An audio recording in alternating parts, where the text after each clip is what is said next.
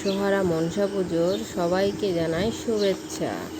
সকালে উঠে দেখি বাগানে এসে এই দেখুন একটা বড় কলা গাছ পড়ে গেছে, আর পড়েছে গাছের উপরে। দেখে মনটা খারাপ হয়ে গেল। কালকের ঝড়ে ভেবেছিলাম আঁশফল গাছটাও হয়তো পড়ে যাবে, তা আঁশফল গাছটা পড়েনি, পড়েছে কলা গাছটা।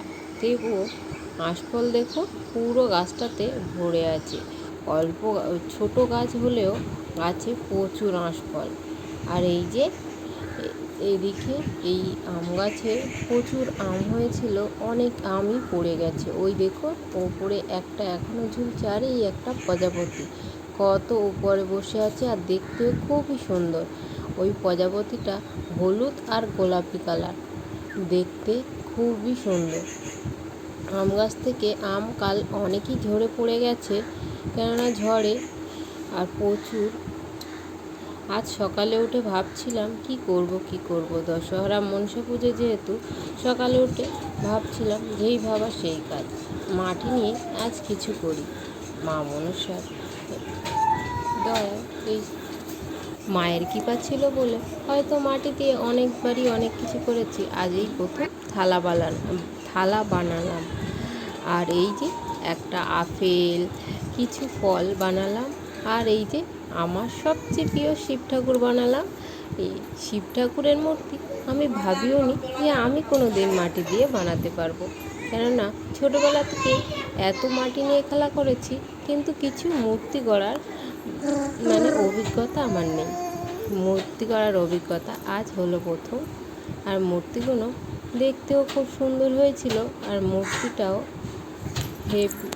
সুন্দরই দেখতে। চলুন জল ঢালতে যাওয়া যাক। জল ঢালার জন্যে এই যে বাতাসা, কলা, আম আর ওই আঁশফল গাছ থেকে কিছু পেড়ে নিয়েছিলাম, ওগুলোকেই ছাড়িয়ে নিয়েছি। আর নিয়ে নিয়েছি দুধ। আর ওই যে ওই ধারে দুলপো, জবা ফুল, এমনি কিছু সাদা ফুল নিয়ে নিয়েছি। আর এই যে কলা পাতা, আঁশ কলা পাতা কিছু কেটে নিয়েছি, যেহেতু ভগবানের ভোগ দেব ওর জন্যে। কেটে ধুয়ে নিয়ে চলে এসেছি মন্দিরেতে। মন্দিরেতে এসে শিবকেই আগে স্নান করিয়ে নিচ্ছি। শিব ঠাকুরকে স্নান করিয়ে নেওয়ার পর দিয়ে দেবো ফুল। এই যে সব ঠাকুরকে ফুল দেওয়ার পর ধূপ দিয়েছি।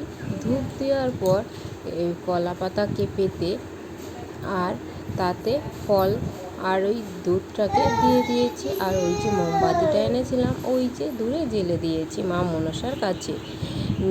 আর এখানে অনেকেই দিয়েছে, অনেক দেখতেই পাচ্ছেন অনেকেই কত ফল দিয়ে পুজো দিয়ে গেছে।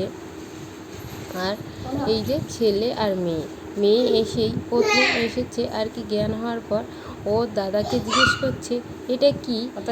এটা হলো মা কালী। তাই ও হাত উঁচু করে মা বলে উঠেছে ওর জন্য।